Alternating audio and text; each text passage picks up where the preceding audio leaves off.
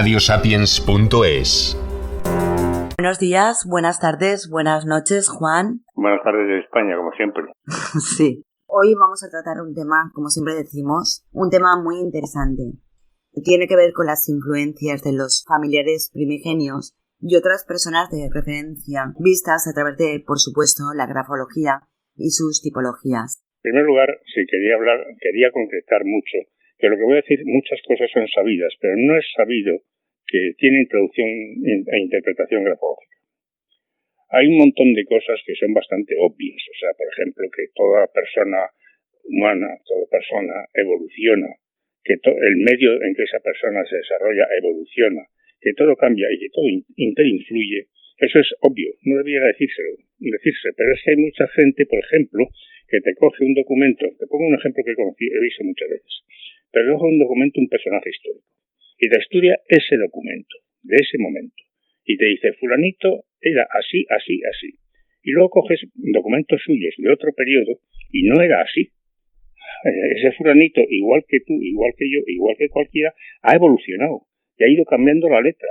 Y un primer elemento que tenemos que tener en cuenta es que si trabajamos sobre un solo papel, o sobre un solo escrito, estamos viendo lo que en ese momento el medio sociocultural, los padres cuando influyeron, etcétera, aparece. Pero eso a lo mejor 10 años después ya no aparece. Esto son un montón de cosas obvias, pero que ocurre que a veces no tienes más remedio que coger un solo documento porque es solo lo que hay. Pero generalmente sí hay muchos más documentos y la persona un poco se olvida de ellos y coge un solo caso y se pone a hablar de ese momento, de esa persona, dando por supuesto que esa persona siempre ha sido así. Y nadie, es muy raro, que sea siempre de la misma madera durante todo y con el mismo pulido durante toda su vida. El punto base, psicosocialmente, el medio evoluciona, la persona evoluciona. Gráficamente, eso también, puesto que esa evolución se va plasmando en la escritura. Hay personas que te dicen, no, es que mi escritura cambia, afortunadamente. O sea, te lo dicen como una negación de la grafología, que su escritura cambia. Claro que cambia, afortunadamente, porque tú no estás ni en un momento ni en el otro, estás en la misma situación total. Por ejemplo, el hombre que hoy escribe, yo mismo cuando escribo hoy, no soy el de hace 20 años. Y eso nos ocurre en todo. Las sociedades también cambian y por lo tanto los parámetros de medir las letras, los sujetos que las miden, también cambian, evolucionan. Hay personas o metodologías que se han creado de una vez por todas y dan por supuesto ya que con esa metodología que se creó hace 30 años, todavía vale hoy día y no es así. Y pongo un ejemplo simple. Los parámetros de medición de la dilatación del óvalo, el óvalo en anchura, los que dio Moretti y la grafología italiana te da unos máximos posibles. Los máximos posibles que dio Moretti de la dilatación de la escritura han sido superados. O sea, hoy habría que cambiar, que eso los italianos seguro que lo han cambiado, pero a lo mejor el resto del mundo no se sabe. Hay que cambiar esos parámetros de medición porque ya la interpretación sería errónea. Para ser objeto de estudio de una escritura, lo correcto sería que la persona escriba conscientemente. Además, la grafología tiene una ventaja sobre cualquier otro test. Si yo soy psicólogo y me viene un sujeto a que le analice, no puedo aplicarle test hacia atrás. Tengo que empezar a trabajarle desde el momento en que la persona se presenta ante mí.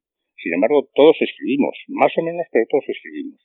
Entonces, la grafología tiene la ventaja de que si me viene una persona con el documento, o me lo hace delante mío, para que yo le analice, le puedo pedir letra suya anterior y ir comprobando la evolución biográfica de esa persona. Eso se puede hacer muy a menudo y no me consta que mucha gente lo haga. Voy a pasar a hablarte un poco de los factores o de todos los factores que pueden influir en la escritura. Hemos enfocado la charla desde el punto de vista de familiares primigenios, pero no solamente es eso. En primer lugar, hay un primer elemento de factores que son los constitucionales. Los constitucionales influyen muchísimo en nosotros la constitución psicofísica de nuestros padres. Esos factores obviamente son prenatales, los heredamos desde la forma bioquímica y constitucional de nuestros propios padres y venimos con ello. Pero hay otro tipo de factores que son los hereditarios que no son constitucionales. O sea, por ejemplo, los prenatales. En la grafología italiana, hoy día, y es posible que en otras grafologías se sabe cuándo una persona ha estado, por ejemplo, sometida durante el periodo fetal, ha estado sometida a descargas de sustancias irritantes. O sea, hay prenatal. El niño, cuando está en el vientre materno, está recibiendo información. Prácticamente desde el momento de la formación del feto, de la primera formación, el feto empieza a recibir información. Cuando estuve en Italia presentando mis hallazgos sobre anorexia, un médico al salir, un médico grafólogo, me dijo: has hecho bien en no comentar algunas cosas, porque los médicos sabemos que muchas de las anorexias derivan del periodo fetal en que el niño o la criatura ha estado recibiendo información negativa sobre la comida. Una madre pues que no quiere engordar o que tiene otro tipo de problemas de esa índole, ¿no?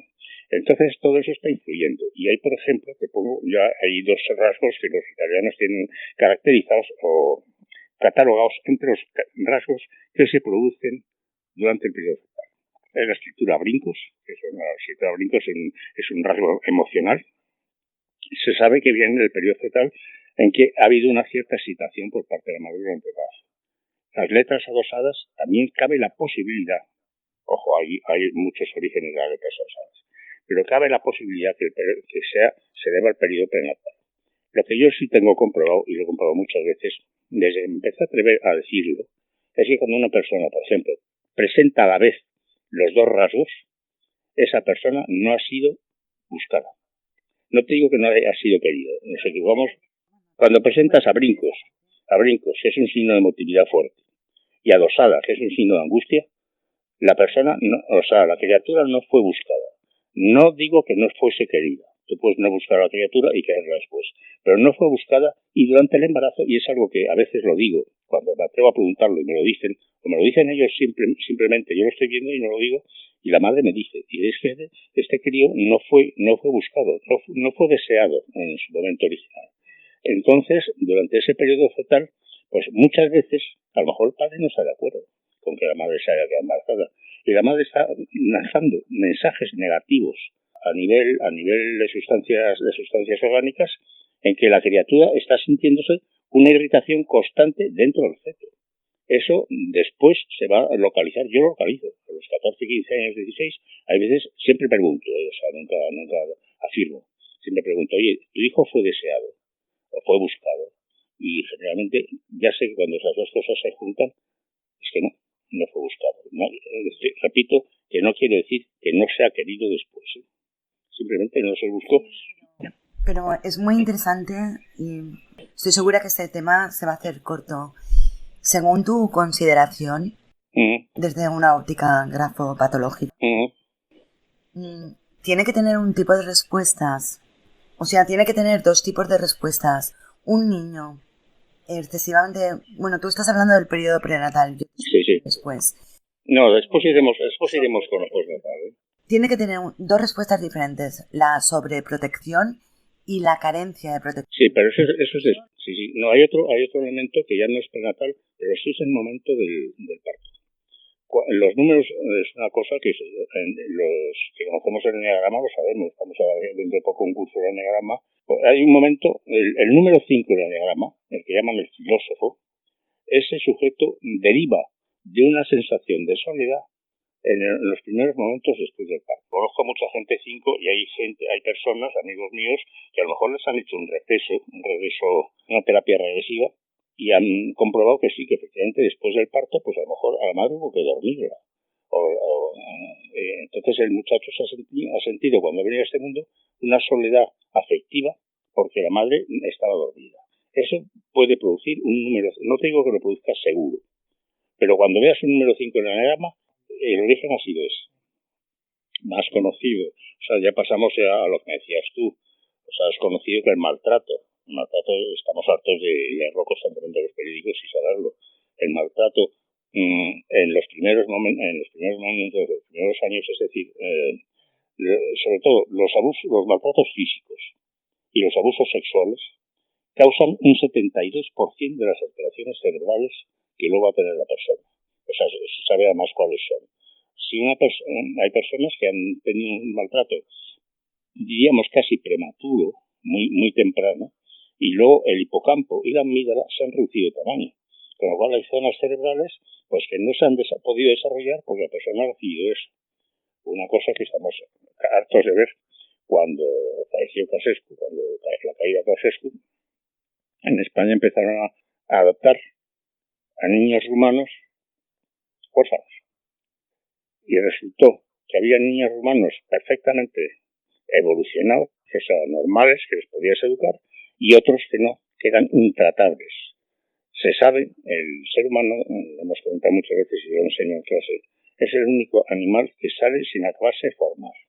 Durante todo el primer año de vida necesita estar recibiendo influjos positivos del medio, necesita estar recibiendo cariño y afecto. Si eso no ocurre, el telencéfalo, en el telencéfalo está la amígdala, va a ser los afectos, está el cortes, va a ser el pensamiento, etc. El telencéfalo no se desarrolla bien, con lo cual ese niño, o sea, ya es intratable por vida. Es una cosa que no tiene solución y eso se comprobó. Tuve una alumna hace tiempo que una amiga suya había adoptado a 2 muchachos rumanos y me decía, uno de ellos es encantador, me dice que uno de ellos es encantador, pero que la chica es intratable. Y esa chica será intratable por vida porque no ha recibido afecto durante el tiempo que estuvo en Rumanía en sus primeros momentos. Muy interesante para el mundo de la psicología. Bueno, sinceramente toda la grafología es súper interesante para la psicología. Pero es muy interesante el hecho de que ya no estamos hablando de malos tratos ni de situaciones sexuales, sino carencia de afecto o sobreprotección. Sí.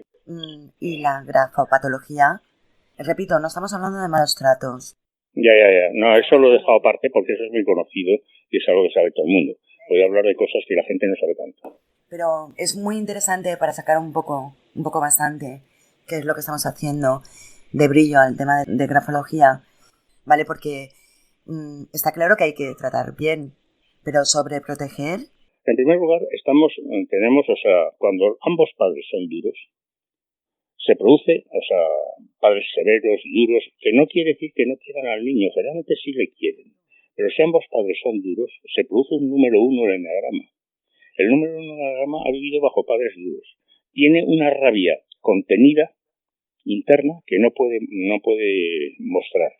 Y él intenta ser perfecto porque le enseñaron que tenía que ser eso y él quiere responder a eso.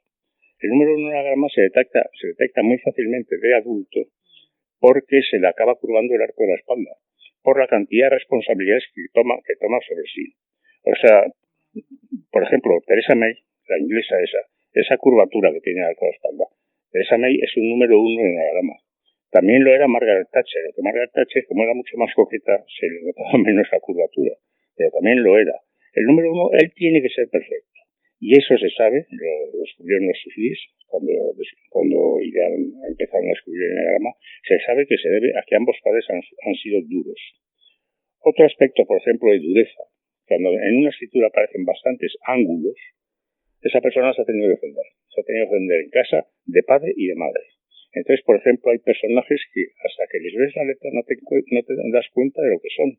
Por ejemplo, la Madre Teresa de Calcuta tiene una fama. Tú piensas en ella sin haber visto su letra ni saber apenas de su vida y piensas una santa, una bondadosa, que va, era una combativa del demonio, o sea, tenía unos ángulos, sobre todo un ángulo A de resentimiento con la figura materna y un ángulo B de obstinación ante un padre que intenta imponerse, impresionante.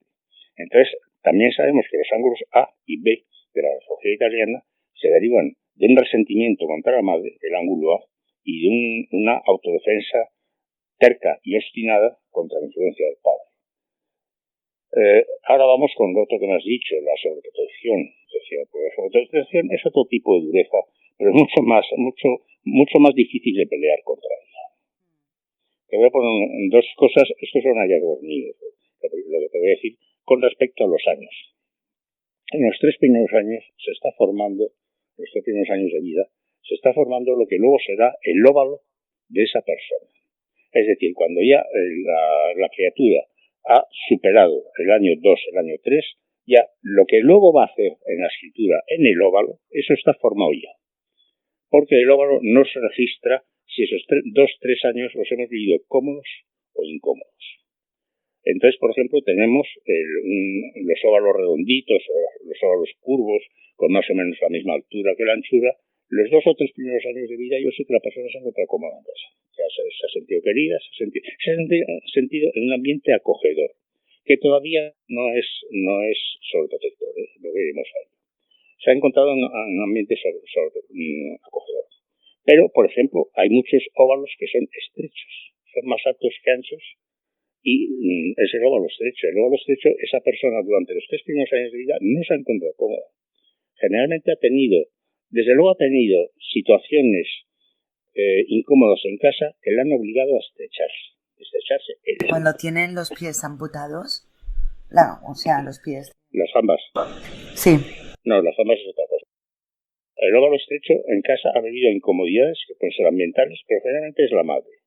O sea, cuando yo veo óvalos estrechos inclinados, sé que esa criatura durante los 2-3 primeros años ha vivido a su madre como una figura hostil, una figura premiosa, una figura que está queriendo constantemente que hagas cosas deprisa, y claro, no le dan tiempo al muchacho, no le dan la tranquilidad suficiente para reposar y formar su evolución personal fácil, digamos. Y tenemos, por último, el óvalo dilatado. El óvalo que ya te he dicho, se ha encontrado cómodo. El óvalo estrecho se ha encontrado incómodo. Ha tenido que botar deprisa en todo lo que hace. Y el óvalo dilatado, ahí sí hay algo de sobreprotección por parte de algunas de las figuras.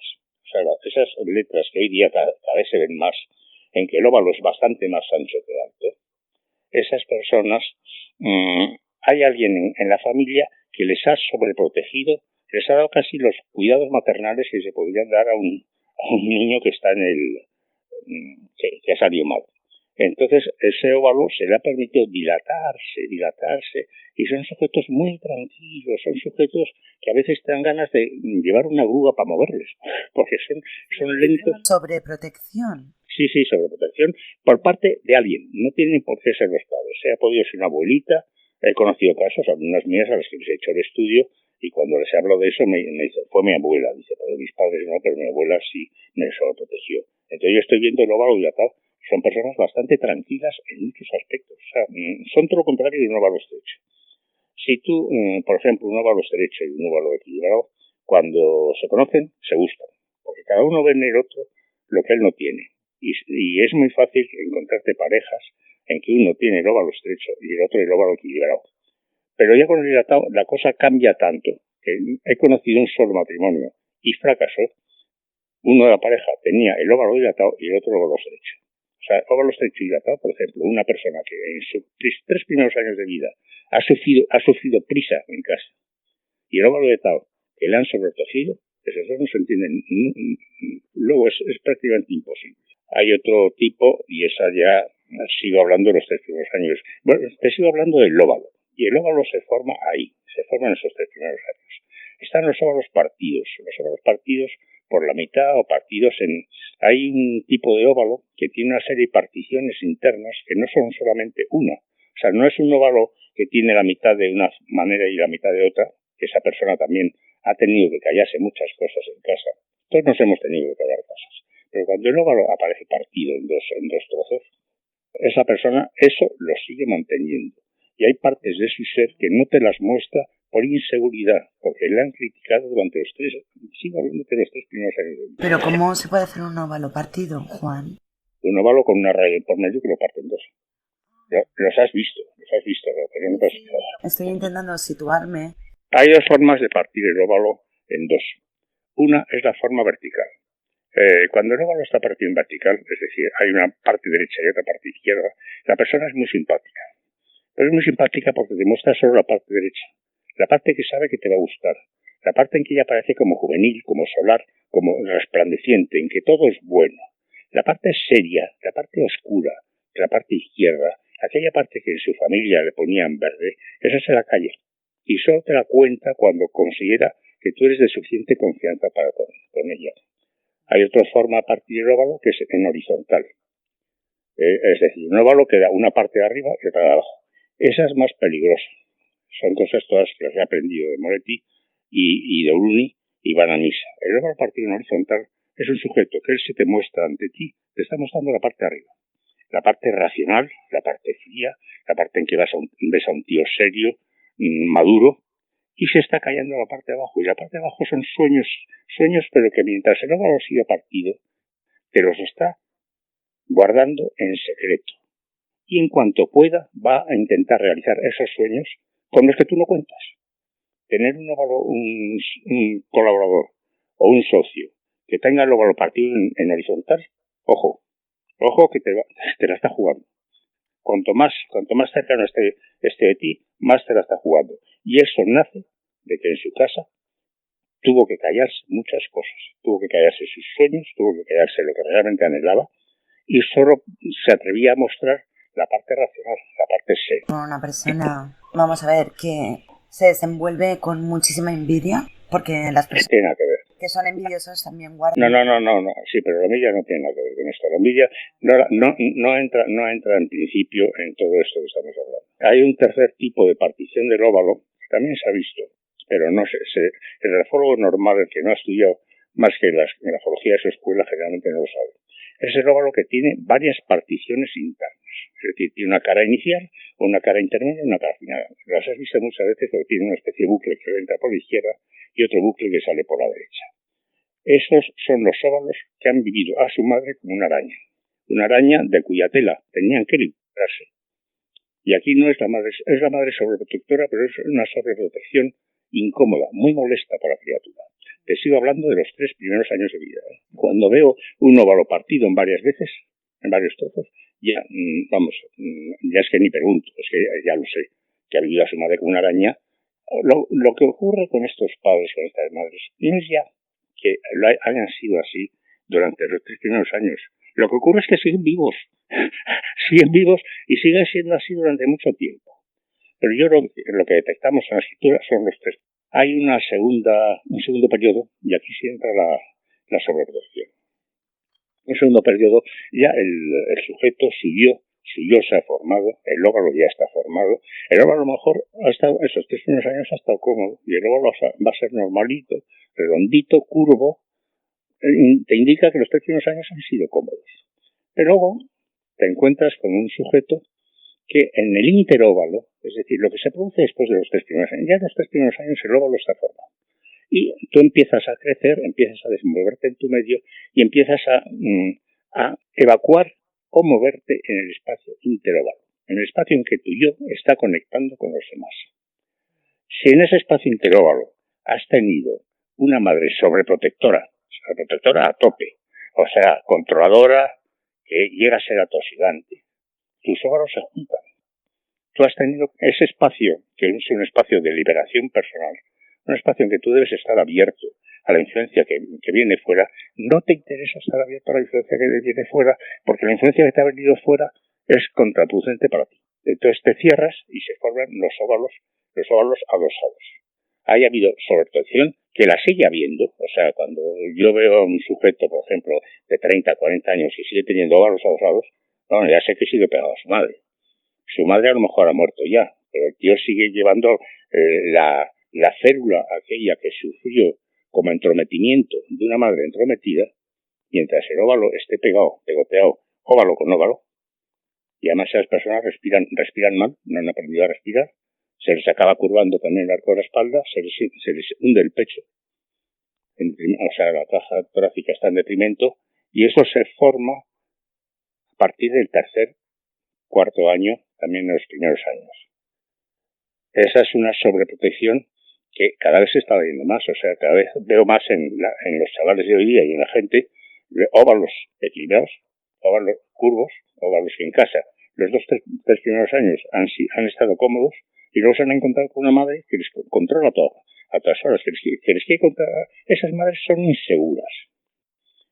Quieren controlar a la criatura no sufra peligros, pero le están inculcando sin darse cuenta un miedo cerval. Otro campo, por ejemplo, un campo en que influye directamente eso que has vivido en casa y eso se forma.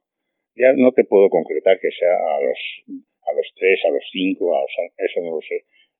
Tiene que ver con la inclinación de la escritura. la inclinación en que los ejes vibran un poco, se llama escritura vibrante.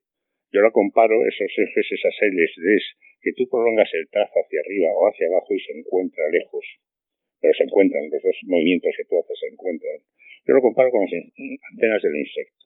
Es el signo, esta vibración de los ejes es el signo de la empatía. Es un sujeto que tiene una sensibilidad en que él te va a comprender a ti. Tú te encuentras con un sujeto con los ejes vibrantes y te vas a sentir comprendido por él y él te comprende. La sensibilidad se educa. No nacemos, igual que te he contado el telencéfalo, que en el primer año de vida, si no has recibido ningún tipo de ternura, se ha infradesarrollado. Te digo también de los ejes. O sea, la sensibilidad se educa. Si tú has tenido unos padres o alguien en tu familia que ha sido tierno contigo, que te ha sabido comprender, tus ejes van a vibrar. Tú te has dado cuenta, has percibido esa sensibilidad de quien te cuida y tú vas a ser sensible. Entonces, el signo fundamental de la empatía es la vibración de los ejes. Yo lo comparo con las antenas de un insecto que se mueven muy poco, pero captan todo lo que ocurre alrededor. Cuando eso ocurre, yo sé que uno de los padres o alguien, no tiene que ser los padres, ha podido ser la abuela o ha podido ser una muchacha de servicio de casa, ha sido tierna contigo, te ha sabido querer y te ha enseñado que no todo el mundo es rígido. En muchas familias, por ejemplo, pues te pongo un ejemplo bobo que yo suelo contar en clase de broma, pues está papá, pero luego está mamá que te dice, mira, hijo, papá está medio loco, no le hagas mucho caso porque el mundo no es tan blanco y tan negro como él te lo pone, sino que hay matices. A ese muchacho le has educado la sensibilidad y luego él va a saber comprender los matices. Sin embargo, hay otro tipo de familias en que ambos padres son duros, pero no me refiero a la dureza del padre el número uno en la grama. El padre el número uno en la grama le quiere, pero no sabe quererle. No, aquí me refiero a los padres que no saben querer. Es decir, si tú has tenido dos padres, ninguno de los cuales te ha sabido comprender a ti, tú vas a tener la inclinación paralela. Los ejes es como esas antenas del insecto, pero los que les has puesto cemento. Entonces, esos ejes no se mueven y ese sujeto no te va a comprender a ti. Inclusive las muestras de afecto, para eso es una especie de contrato. Él te da a ti algo para que tú se lo devuelvas. Y si tú un día, un año, se te olvida invitarle a tu cumpleaños, el tío se venga porque le has fallado en su contrato. Esos ejes paralelos, que son algunos psicópatas armados, bueno, todos los psicópatas armados tienen ejes paralelos, pero no todos son delincuentes, ¿eh? Lo que pasa es que yo ya sé, cuando veo esos ejes paralelos, sé cómo han sido los padres de esa persona. Ni padre, ni madre, ni abuelita ha sabido comprender a la criatura. La criatura no se ha dado cuenta que en este mundo no todo es blanco y negro, como lo ponen papá y mamá, sino que hay matices marrones, azules, etc. Hemos hablado de la escritura vibrante, empatía, al menos un antecesor tierno, puede ser de ateo, puede ser una abuelita, etc. Escritura paralela, ningún padre tierno, la sensibilidad es ausente, ese sujeto, el mundo tiene que acoplarse a él, porque él no se va a acoplar al mundo. El mundo tiene que entrar en sus esquemas rígidos de comprensión de las cosas, que a veces son demasiado rígidos. Estos sujetos, generalmente, inclusive después se sabe, lo saben los médicos grafólogos, se sabe que pueden desarrollar arteriosclerosis temprana o pueden desarrollar vejez prematura. Porque todo en ellos está rígido, está como si fuesen barras de hierro. Hay una tercera posibilidad que también es descubrimiento italiano. Es la inclinación desigual. La inclinación desigual es como un limpiaparabrisas a toda máquina. Te encuentras una L, por ejemplo, inclinada a la derecha y la D siguiente está inclinada a la izquierda, etcétera. Cuando empezamos a formarnos psicológicamente, estamos recibiendo influencias de nuestros padres ya vivos, o sea, nosotros vivos. Estamos recibiendo influencias de cómo ellos se comportan afectivamente. Y un sujeto que de adulto sigue teniendo inclinación desigual es un sujeto que ha vivido a sus padres, no te digo que lo sean, él les ha vivido así, como tan diferentes que inconscientemente no ha sabido formarse en su psique una forma de comportamiento coherente uniendo el símbolo paterno y el símbolo materno. Han sido muy desiguales y él, en todo lo que sea, te va a comprender muchísimo, porque son unas antenas que se mueven a toda velocidad en todas direcciones. Pero a la hora de tomar una decisión que tenga consecuencias afectivas, le cuesta muchísimo. Le cuesta muchísimo porque no ha tenido una formación coherente, afectiva por parte de ambos padres, y en segundo lugar, como comprende muchas más cosas de una persona normal, llamémoslo normal, que vibrante, como comprende muchísimas más cosas, pues a la hora de tomar una decisión afectiva le cuesta todavía muchísimo más. Se cogen unos enfados. Obviamente las circunstancias cambian. A ellos les ha costado mucho tomar una decisión afectiva. Y ¡zas! Se le cambian las circunstancias. Con lo cual se cogen unos enfados, unas irritaciones enormes, porque les ha costado muchísimo en una situación pues de arenas movedizas. Y la arena movediza, que todos vivimos en la arena movediza, se mueve y al tío se le han cambiado las circunstancias. Con esto te he explicado 3 aspectos de la inclinación que sabemos que tienen su origen en los padres. Hay otro aspecto que también la gente hasta cierto punto ignora, y es con respecto a la dirección.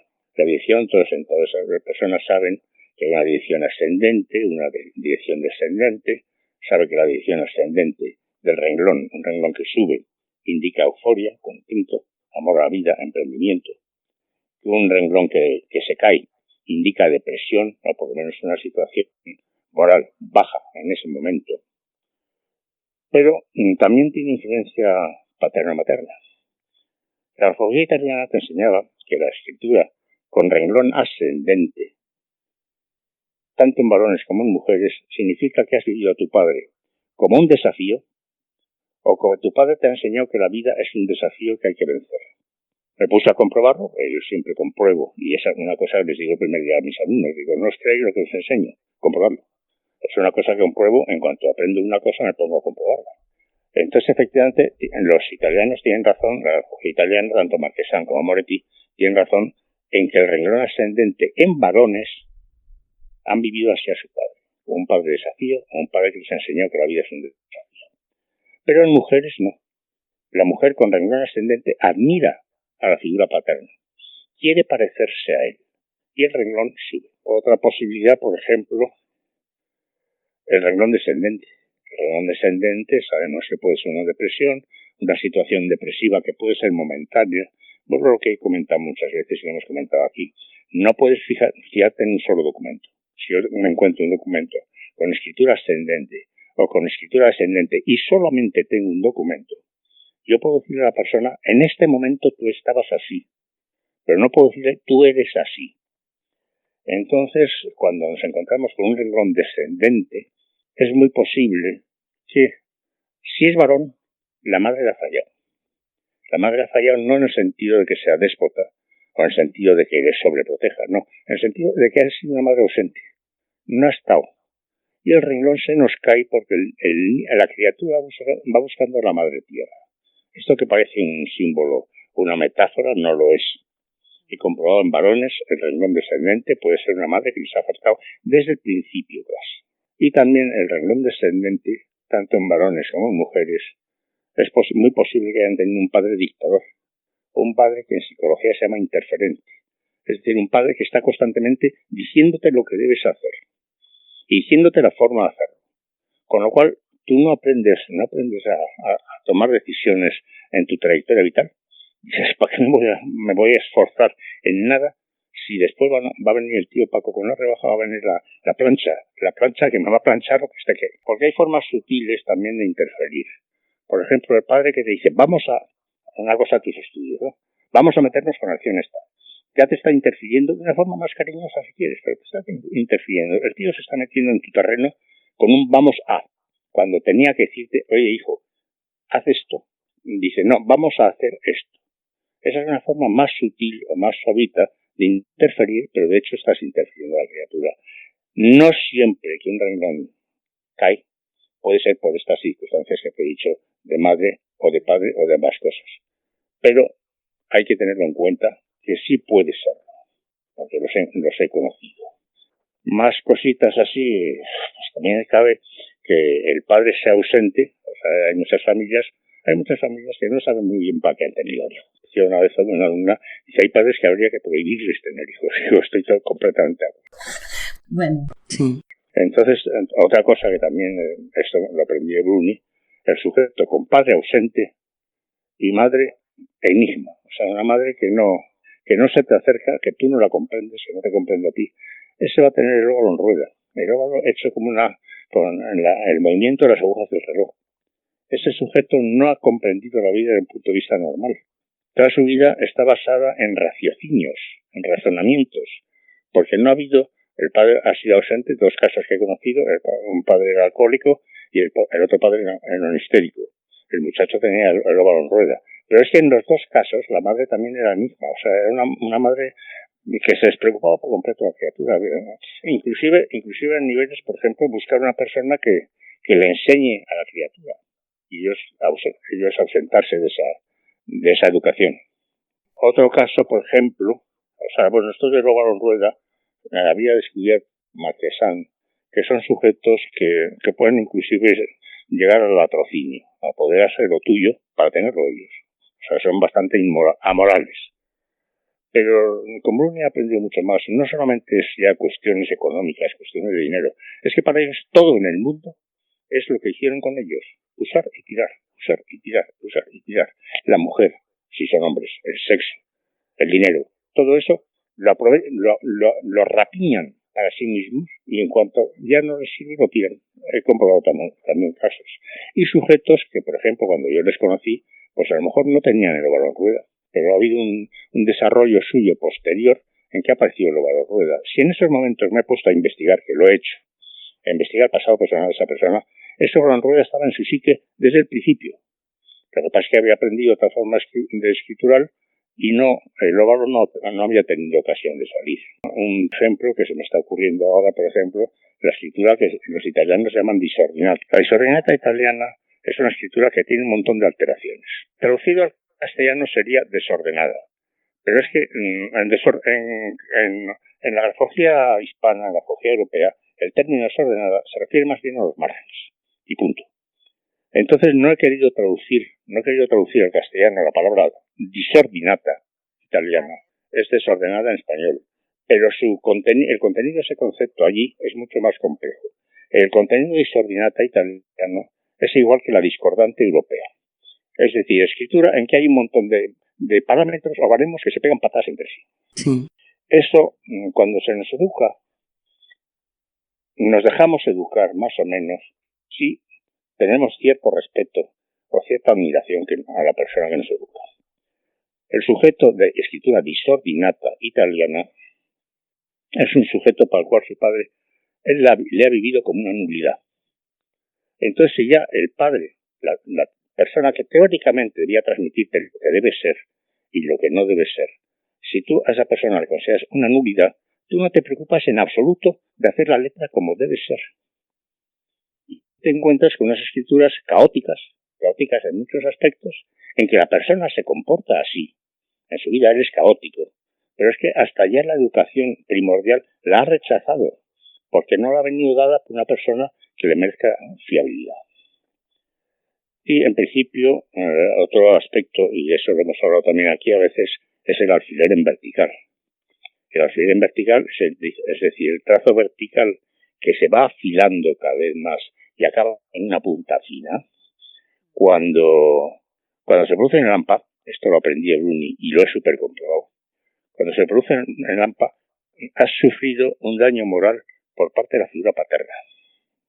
Un daño moral que puede ser cualquier tipo de daño. O sea, no hay forma de saber qué daño moral ha sufrido la criatura ante ese padre. Esto lo enseñó Bruni, lo tengo supercomprobado al 100%. O sea, ha recibido un daño en la figura paterna, un daño moral que no se puede saber bien qué daño es. Pero se produce el alfiler en vertical en el AMPA. Ha habido 2 casos, y eso ya se lo comenté a Bruni. Digo, mira, hay 2 casos. No estamos hablando de escritura filiforme. No. Alfiler acaba en punta fina hacia abajo. Es una escritura, el trazo acaba hacia abajo en punta fina. Esa persona generalmente ha sufrido este daño moral, pero también he conocido 2 casos y se lo comenté a Bruni, que fue del que aprendí el alfiler vertical en AMPAS. He conocido 2 casos en que simplemente lo que había ocurrido es que el padre, a lo mejor un caso era un pescador el padre, pues el padre desapareció teniendo la criatura, teniendo el chivito 2 o 3 años. Con lo cual, a lo mejor, simplemente el daño moral es que contaba con una persona que desapareció. O sea, eso ya te digo que no sabemos qué daño moral ha sido. Claro, estás diciendo que es muchas veces cómo lo percibimos, cómo lo perciben. Por supuesto, es que estamos hablando de psicología, estamos hablando de cómo el sujeto percibe la cosa. El pescador aquel que murió, pues, obviamente no tenía ninguna intención de morir, pero el chavalín de muy pocos años, no llegaba a los 3 aquel caso, pues de pronto le faltó la persona, le faltó la figura. Han sido solamente 2 casos, o sea, todo lo demás, el daño moral ha existido, pero no ha sido una desaparición inoportuna. Todas estas personas, por ejemplo, la alfiler vertical, pues a la larga, a las personas va a producir daños en el estómago y daños en la columna. Es algo que tengo también súper comprobado. El alfiler vertical te hace susceptible, te hace vulnerable a hechos externos dañinos. Si tú o yo, ante un hecho, sufrimos como 2, una persona con alfiler vertical sufre como 10. Con lo cual, vive alerta de que cualquier circunstancia que pueda llegar le puede hacer, él se encuentra muy vulnerable. Entonces, muchas veces, pues estas personas tienen que digerir una serie de malestares que a lo mejor ni tú ni yo sufriríamos en la misma circunstancia, pero ellos sí. Tienen que digerirlo y lo digieren mal y les puede acabar afectando el estómago. Hay veces, yo esto siempre pregunto, ya sabes que un grafólogo no debe diagnosticar, pero hay muchas veces que estoy viendo una escritura y le digo a la persona, ¿cómo andas del estómago? Y yo no estoy viendo ahí ningún mal de estómago, a veces lo puedo ver. No estoy viendo ningún mal de estómago, pero sí estoy viendo el alfiler vertical. Siempre que pregunto, ¿cómo andas del estómago? Anda mal, aunque no aparezca en la escritura. Y también la columna, que es nuestra base de sustentación, pues ahí el trazo en la punta de sustentación de abajo se ha afinado muchísimo. Esas personas, no me preguntes mucho por qué o cómo, porque no lo sé, pero sí sé, me consta, que tienen problemas de columna. Sí. Aunque yo no esté viendo el problema de columna de la escritura, que con el esquema orgánico que sabemos de las letras, sé dónde está la espalda, pero no estoy viendo el mal de la espalda, estoy viendo la alfiler vertical de una espalda que se apoya mal. Y me has tocado antes la escritura invertida. La escritura de inclinación invertida es una persona que hasta los 14 años, o sea, siempre, 14 años ya es el tope. Es algo que se ha producido antes. Y es una persona que ha sufrido una frustración afectiva. Esa frustración afectiva. Que conozco un caso. Persona que escribía invertidamente. Bueno, eso se puede modificar, ¿eh? Eso sí me consta que se puede modificar. Que en aquellos momentos la persona tenía anorexia nerviosa. Sí, pero la escritura invertida es una frustración afectiva. La anorexia nerviosa puede ser una consecuencia de muchas cosas, ¿no? La escritura invertida es una frustración afectiva que generalmente los autores la ligan a padre y madre. No tiene por qué. He conocido casos en que han sido los hermanos los que han machacado a la criatura desde el punto de vista afectivo. Entonces la criatura a los 14 años está haciéndote invertida. Eso se puede cambiar. O sea, se han hecho pruebas de hipnosis a una persona que tiene la escritura inclinada, es decir, necesidad afectiva a los demás, la han hipnotizado y le han dicho, mira, todo te va fatal en el mundo del amor, todo te va fatal en el mundo afectivo. Tus hijos se drogan, ¿no? Tus hijos han muerto en un accidente, tal. Escribe. Y te escribe con el mismo grado de inversión que tenía de inclinación. Y he conocido casos de personas a las que he conocido, de muy chavalinas, teniendo escritura invertida, y en cuanto se han liberado de la célula de su casa, el mismo grado que tenían de inversión les ha salido hacia la derecha. Y eso es una cosa que se puede modificar. O sea, yo mismo, cualquiera de nosotros, si queremos modificar nuestra inclinación en un escrito, la modificamos. Otra cosa es que nos encontremos cómodos o no con lo nuevo que hemos hecho. Pero eso es una cosa que se puede modificar, pero que precisamente cuando no se ha modificado, no me está indicando que esto que ocurrió sigue ocurriendo en su mente, la mente de la persona. Porque la tristeza y las cosas que arrastramos, somos nosotros los que las arrastramos. Bueno, perdón, conocí también la escritura de una persona de Brasil que había venido a España. Vaya, no me acordaba. Escribía, pero totalmente inclinada hacia la izquierda, totalmente invertida. Sí. Esa es la escritura que llamamos invertida, en que el sujeto son personas bastante frías en su trato contigo, que no quiere decir que sean malignas, ¿eh? No, su intención contigo no es mala, pero están a la defensiva completamente. Que la intención negativa casi hacia ella misma, diría yo. Sí, la han sufrido ellos, y mientras sigan manteniendo esa inversión o esa inclinación a la izquierda que dices tú, mientras la sigan manteniendo, el daño a aquel que sufrieron afectivo le sigue haciendo pupa. Es una de las cosas que yo generalmente suelo, si me interesa a la persona y quiero ayudarle, digo, intenta variar, intenta irte acercando a la vertical. no sigas con esa escritura invertida, porque vas a estar muy a la defensiva, demasiado a la defensiva en todo. Choca ver una escritura con esa inclinación, porque ya de por sí es difícil. Sí, es difícil. Bueno, hay un tipo de persona que sí suele tener estadísticamente suele tener esa inclinación, y son los zurdos contrariados. El zurdo contrariado suele tener esa inversión, porque obviamente a un zurdo contrariado no la han contrariado solamente en eso. O sea, al zurdo contrariado la escritura le sale invertida en un tanto por ciento bastante más elevado que a un zurdo o que a un diestro. O sea, hay libros que te dicen que el zurdo te va a hacer invertida. Eso es falso. Hay estadísticas completas en que el zurdo hace mucho más inclinada a la derecha, estadísticamente, más que una persona que no lo es. Pero el zurdo contrario sí. El zurdo contrario le han contrariado en otras cosas, no solamente en la mano. Y entonces ese sujeto sí te hace la escritura invertida por sustracción afectiva. Hemos dado un repaso a todas las posibilidades así que son detectables en grafología, que obviamente habrá muchas que no, a lo mejor no lo son, o yo por lo menos no puedo detectarlas.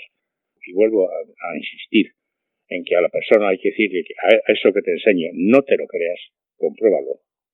Siempre que lo compruebo, me ha ido a misa. Sí. Referente al tema de caracterología.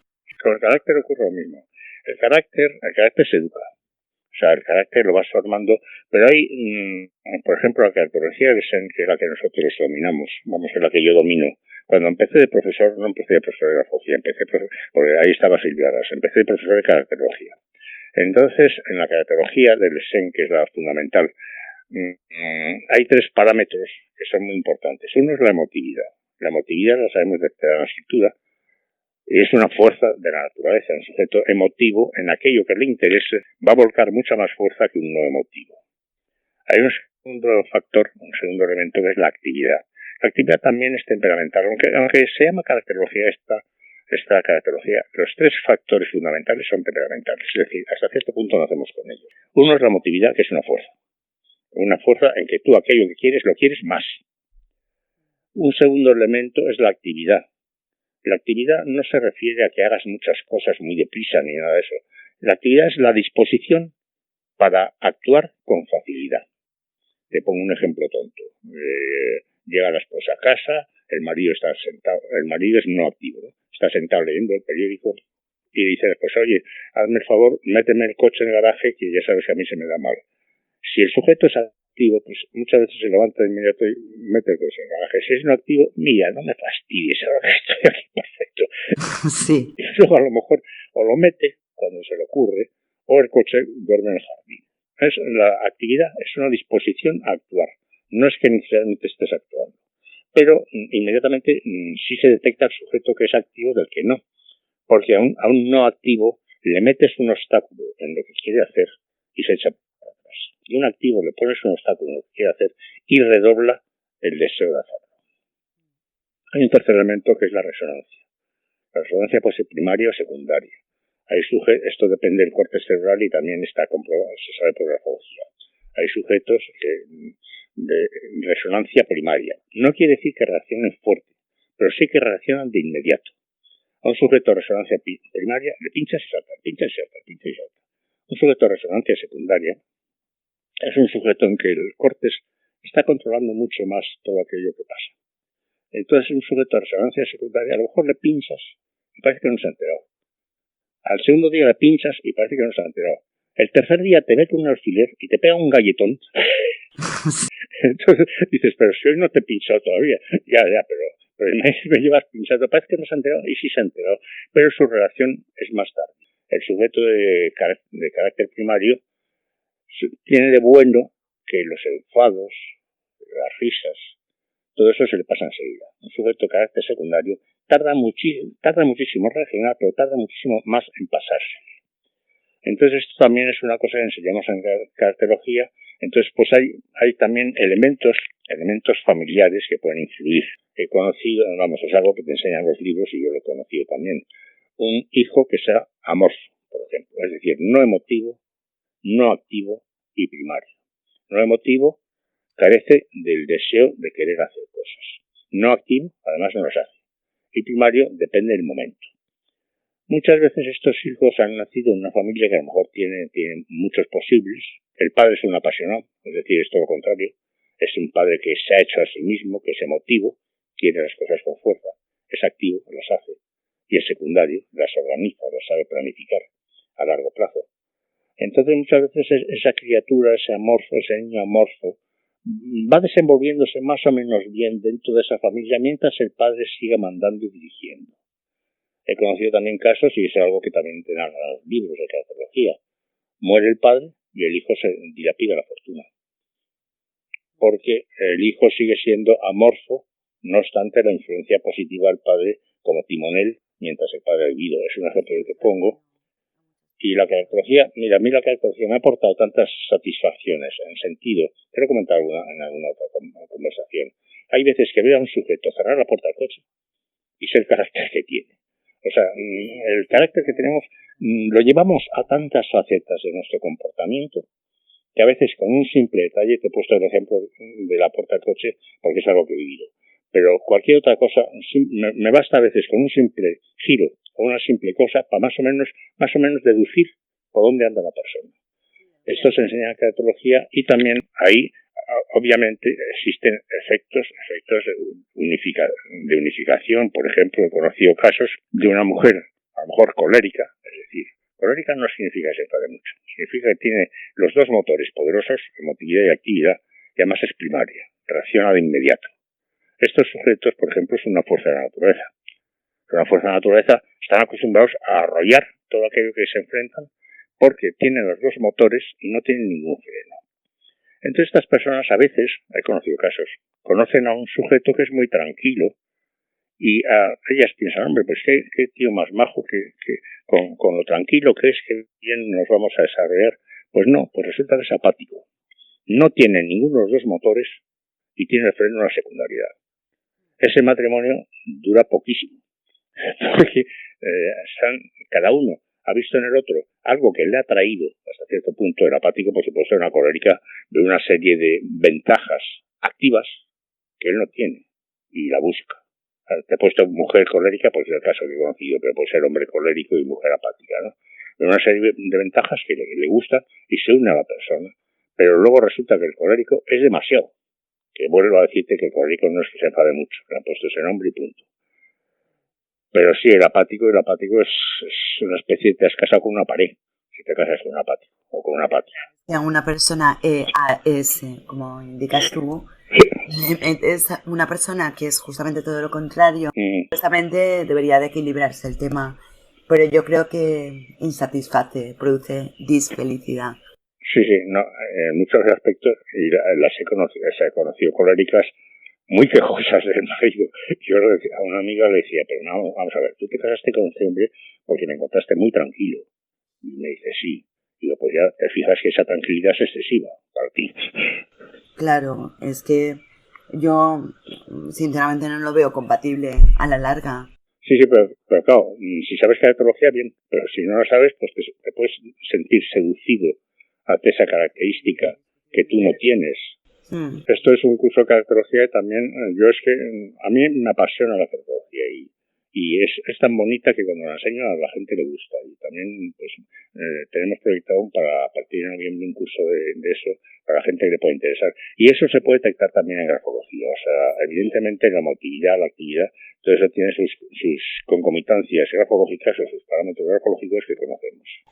Y como estás comentando, es absolutamente compatible. El eneagrama ayuda y mira, el profesor que yo tuve en eneagrama era buenísimo, o sea, me encantó, era un número 5 también.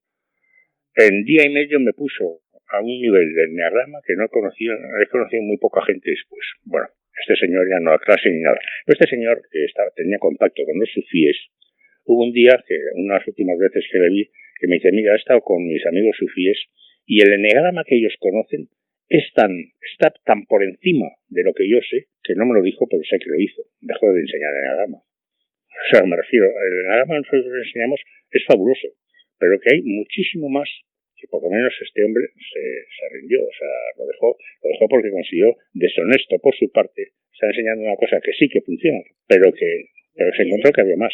Si quieres hablamos de este curso que estáis realizando. No se ha empezado a realizar, el de enagrama lo va a dar Juan Trinado, que ha detectado también, grafológicamente el enagrama estaba estudiado, pero Juan ha detectado una serie de características típicas de cada tipo. Entonces te mandaré la información sobre ese curso. Y nosotros lo volcaremos, pero más o menos, ¿cuál es la idea de lo que va a durar el curso? Más o menos la fecha que tenéis pensada. Más o menos creo que son 4 o 5 sesiones. En cada sesión va a hablar de 1 o 2 eneatipos. 4 o 5 sesiones y cada sesión de 1 hora. Sí, yo te lo mando todo, porque también lo va a dar online, o sea, también cabe online. Entonces te lo voy a mandar todo por internet. Sí, lo volcaremos en Sencillez y Orden, porque desde que nos entraron varios ataques de golpe. Sí. Sencillez y Orden, que estuvimos a punto de que estuviese rota la página web. Y para salvarla, pues la dejamos intacta. Perfecto. Sí. Volveremos a retomar y lo pondremos, por supuesto. Perfecto. Vamos a inaugurar Sencillez y Orden con este curso. Fenomenal. 2 artículos que tengo tuyos. La brida. Vengan y cabalguemos juntos por los senderos de la historia. El último domingo de cada mes en radiosapiens.es.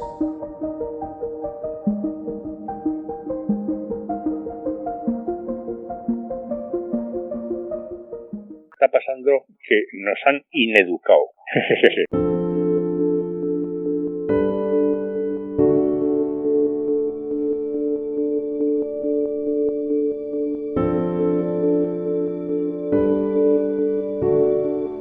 Y un besito gordo. Pues muy bien, gracias. Pero gracias a ti. Adiós. Venga.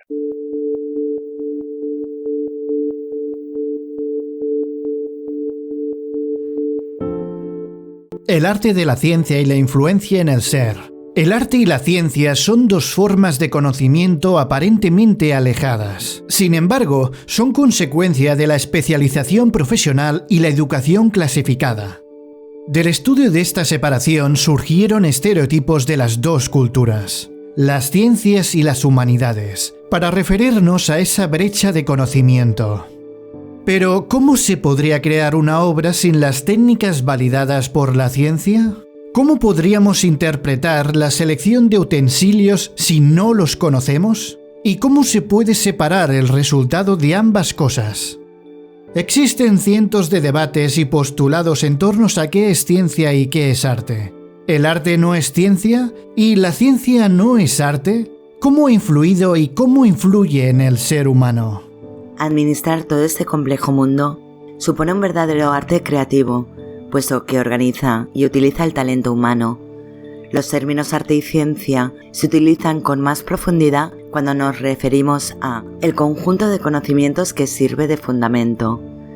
En esencia, la ciencia crea conocimiento y la técnica la pone de manifiesto. Como siempre, un coloquio que cuanto menos hará reflexionar y, si es posible, hallar nuevas respuestas. Les invitamos el próximo debate estrella, el arte de la ciencia y la influencia en el ser. Viernes 6 de noviembre, emisiones continuas desde radiosapiens.es. Os esperamos.